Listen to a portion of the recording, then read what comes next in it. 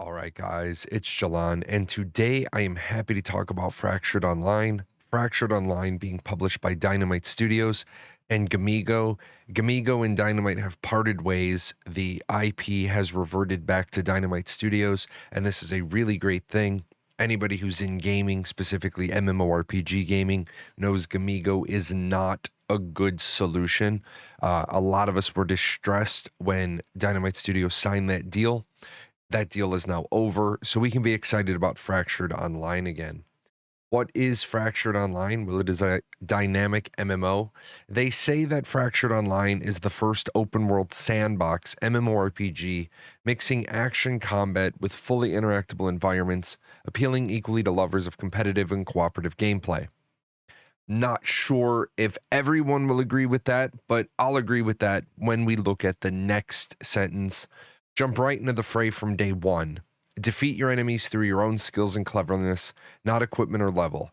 Gather resources, trade, craft, and venture into legendary travels as a solitary hero, or start a settlement with your guild and grow it into the next empire. Fractured Online is a game that is about town building, settlement building, guilds, wars, PvP, but they've made a lot of changes to make the game more palatable. So right here, you can see we are back in some testing for Fractured. So if you previously had a Founders Pack purchased from Dynamite or from Gamigo on Glyph, I'm going to put a link to this in the description below. You're going to want to come in here and you're going to want to do your data transfer. You want to get your information sent back to Dynamite. This test is specifically to test the ton of new features that they have included with this build. And I'm going to show some of those today in chapters of this video. The big thing is they've completely revamped their leveling system. Previously, their leveling system was rather unique. You would go out into the world, you would do exploration, gathering, and killing. You would earn knowledge points. And then you would have to take those knowledge points and make choices between buying abilities or buying talents. That is the old way. There is a video on the old way on my YouTube channel, but the new way is now they have a more traditional leveling system that I think works because of everything they've put together. So as you can see, this character is rank 8. I have a very definitive leveling process. I'm at 833 knowledge points. I'm going to need 3,500 knowledge points to get my next rank. With my next rank, I will get a talent point in a non-linear function. Sometimes you get 2. You'll also notice it tells you how have I accumulated my knowledge points? Have I gotten them from monsters, resources, or exploration? Now, the interesting thing here is you no longer have to invest knowledge points to buy skills and abilities. When you defeat a monster to a sufficient level, you learn their abilities. Additionally, you no longer spend talent point or knowledge points to earn talent points. Those are just given to you. Now, you still have to play the game in its traditional manner for that bestiary. You'll notice down here, one of the key features of Fractured prior to this build was that in order for you to learn abilities from the monsters, you had to kill them to a sufficient percentage. This particular monster is a biting dart frog. I've only killed one of them, so I only have 2% of the knowledge of this creature. I don't know anything about it. I don't know any of its resists. I don't know what the best way to kill it. I don't know its base attacks. The only thing I know is that if I kill this mob enough, I will get Chilling Touch or I will get Debilitating Strike. I will learn both of those and then I can put them into my kits. This is a radical change. I think Dynamite has done a great thing by making this change because it does give people a more traditional linear development for their character, but they've also put their own little spin on it, which keeps Fractured unique. Now, one of the big changes that has happened with Fractured between previous testing iterations and now is Fractured is no longer always a full loot drop game. In previous iterations, when you were knocked down in the world, which is basically dying, but you can stand back up a certain number of times, if you got knocked down completely, lost all your hit points, or you suicided to return to a village, you lost everything. Not only did you lose your inventory, but you also lost everything equipped to your character. Well, in previous testing, we have told Dynamight, while full loot drop is a thing, the length of time to make plate or leather armor was just so daunting. If you died, you pretty much couldn't play because you didn't have an armor set. So one thing they've changed is how people are going to die in PvP. So the new alignment system is a really good twist. If you want to be just a PvEer, you pick the good alignment, and the only people you can fight against are evil players. Neutral people cannot hurt you. But when you die, you won't drop equipment. But at the same time, you actually can't summon and gain loot from the legends, which are like the world bosses. You can have a neutral alignment, which allows you to fight against neutral people, obviously people who want to flag, and evil players who are the criminals. You also don't suffer karma losses. You don't drop equipment on death, but you can summon and gain loot from the legends.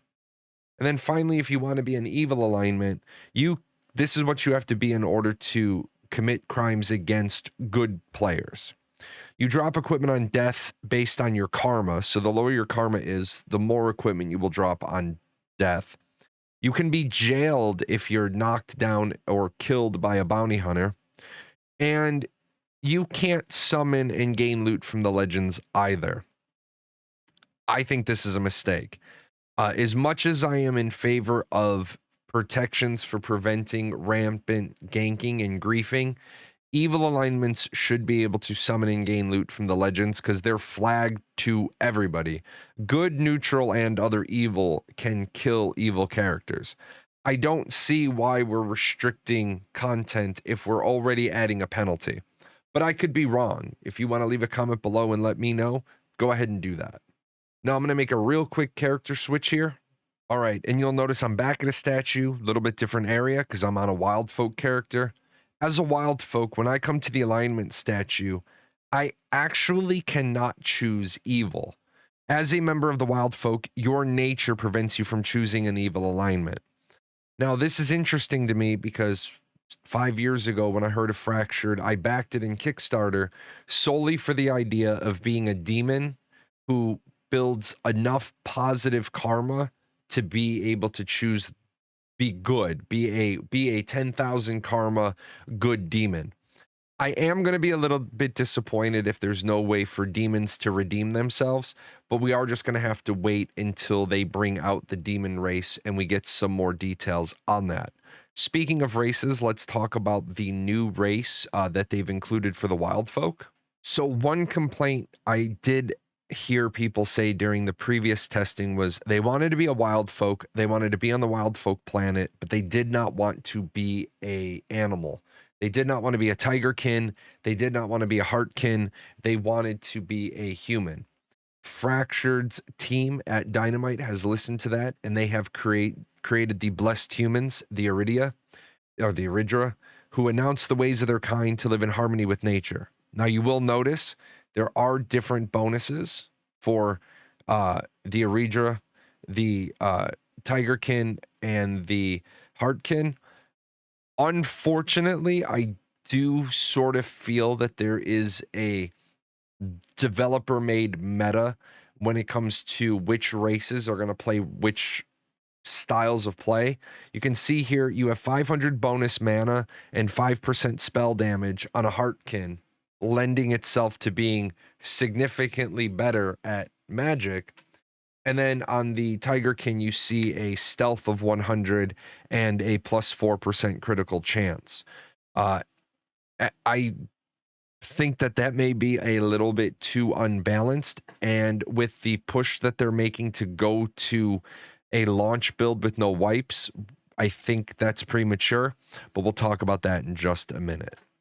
Now, as Dynamight wants Fractured to be considered an MMORPG, I'm very happy to see that they've been adding in MMORPG elements. I personally believe Fractured is better classified as a sandbox MMO, but they have been doing things to make it an MMORPG, including a tutorial, which really helps players understand the things they're supposed to be doing. Now, the tutorial leads into a journey system, but they aren't quests. They do not give you knowledge points. Instead, they are guiding lights for what you should be doing and how you should be getting used to the game. Now I'm here on the tutorial island, and at any given time I want to leave the tutorial, I can simply hit leave tutorial. And when I leave, it'll allow me to choose one of two spawn points on the appropriate planet. This planet is because I'm a human. If I was playing a Wildfolk, I would be on a different starting planet.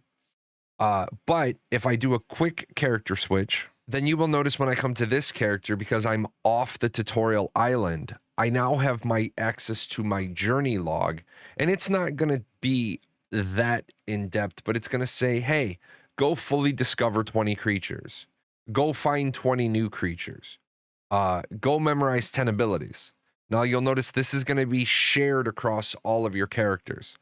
You'll also notice on the right hand side of the screen, your total playtime is shared between your characters, but the knowledge points is per character. And this is when your new player protection is going to fall off. Going back to earlier in the video where I said now every character can learn every ability because they don't have to invest knowledge points, that is a good step, because the only thing stopping you from different builds is gear, which is really going to cut down on the number of alts players have to make in order to have a tank, a tanky character, a healy character, a damage dealing character. So coupled between those, I think the total playtime is a good option for taking away your PvP protection. Otherwise, players would get 40 hours per alt. But now that they don't need alts, I think this works just fine. Back in character creation very quickly, you will notice that the demons are still grayed out. The demons are not implemented yet. You'll see the demons and their planet Tartaros are currently under implementation. This is concerning for me because Fractured is saying, Dynamight is saying, after reviewing our feedback, following up on it, and further tuning client and server, Fractured Online will be back 24/7 with no more wipes planned. That's going to be the proper relaunch. I am coming from a place of love and respect for the product, the IP, the team that has put this together. I think Fractured is about to make a huge mistake if they're going to move in to the idea that they can simply push the game out without one of the three planets and without one of the three races, without doing wipes.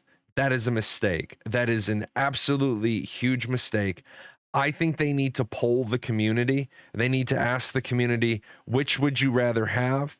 Us delay until we have the demons and the demon planet ready to do launch, or understand that there will be a season 0 and we will do a full wipe when the demons come out. I think Dynamight has to recognize 1/3 of the content missing is not going to go over well with the overall community. And with that said, this has been a quick glimpse into Fractured. Some of you may have never heard of it. Some of you may have heard of it and it fell off your radar because they decided to partner with Gamigo. Unfortunately, as a closing shot, I will have to say there is pay to win. Kickstarter packages had massive amounts of pay to win. The governor's package allows a guild to not have to invest 50,000 gold into building their town. That is a massive advantage right there. There is a cash shop. We do not have the full absolute breakdown of everything in the cash shop. There is an optional subscription. Now with the changes to the knowledge points, we don't know how that's going to work. So anybody who knows my brand knows I will always reveal all the ugly, all the bad. So there is some pay to win to be had in a lot of fashions. We're waiting on more clarification, but don't let that turn you away from at least following Fractured. Go ahead and follow the game. And if you like isometrics, if you like action-based combat, if you like the free-form character creation, and then give feedback to Dynamite and tell them, hey, this might be too much pay to win. Maybe something other would be more acceptable. I will see you guys next time when there's more details about Fractured for me to talk about.